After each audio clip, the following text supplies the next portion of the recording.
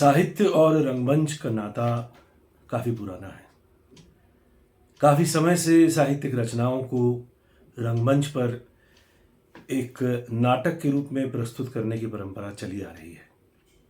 Cinema के पर्दे पर भी साहित्यिक कृतियों को बखूबी दर्शाया गया है और कई बार बहुत सक्सेसफुल तरीके से दिखाया गया है। तो इसी संदर्भ में हमारी नाट्य संस्था नट समाज 2 नाटकों का मंचन करने जा रही है 5 अप्रैल 2025 को मुक्ति मंच नाट्यगृह में शाम 7:30 बजे।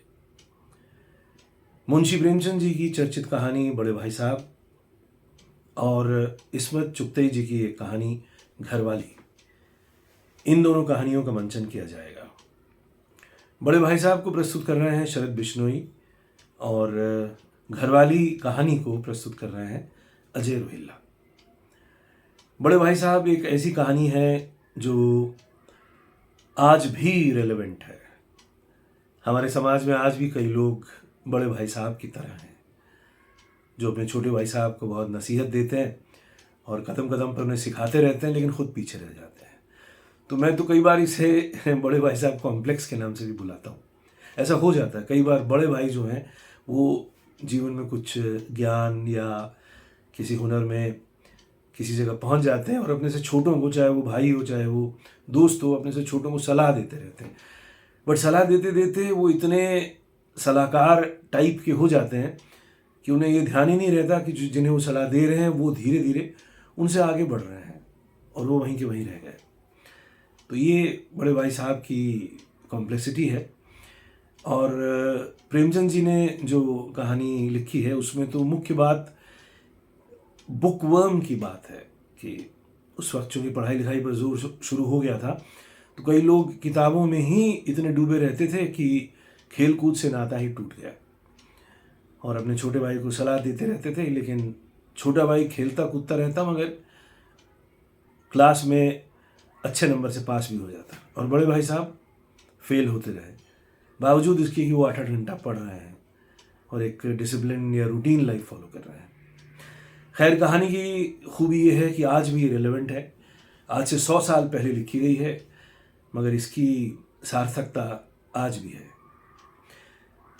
इसमें चुगताई जी की कहानी घरवाली अपने समय में भी एक रेवोल्यूशनरी कहानी थी और इसमें थोड़ा सा फेमिनिज्म भी है, थोड़ा सा औरत की आज़ादी की बात है और विवाह के ऊपर सवाल है कि कैसे समाज ने, जो कि प्राइमरीली मेल डोमिनेटेड सोसाइटी, ऐसा कई लोगों का मानना है, मेरा मानना नहीं है, इस मेल डोमिनेटेड सोसाइटी ने कैसे औरत को बांध दिया है बहुत सारे दायरों के अंदर, और उन दायरों को यदि कोई औरत तोड़ती है तो क्या होता है। तो परंपरा में बंधी हुई, रीति रिवाज से बंधे हुए समाज में अगर कोई औरत थोड़ी सी भी उच्छृंखल होती है, आज़ाद ख्याल की होती है और अपने फिज़िकल डिमांड्स में ज़्यादा वोकल या प्रैक्टिकल होती है तो क्या होता है, पुरुष को क्या हो जाता है। तो ये कहानी अपने आप में मॉडर्न कहानी है और आज भी रेलेवेंट है। कई औरतें इस समस्या से या इस अनुभव से गुजरती हैं। मेरे ख्याल से थोड़े वक्त के लिए तो हर औरत गुजरती है, लेकिन फिर वो समाज के बने बनाए रीति रिवाजों और परंपराओं और जो भी रूल्स एंड रेगुलेशंस हैं उसमें अपने आप को ढाल लेती है और एक यंत्रवत जीवन जीती है। लेकिन थोड़े समय के लिए क्रांतिकारी भाव और अपने डिमांड्स को फुलफिल करने की इच्छा, इस तरह के भाव शायद हर स्त्री में जगते ही हैं।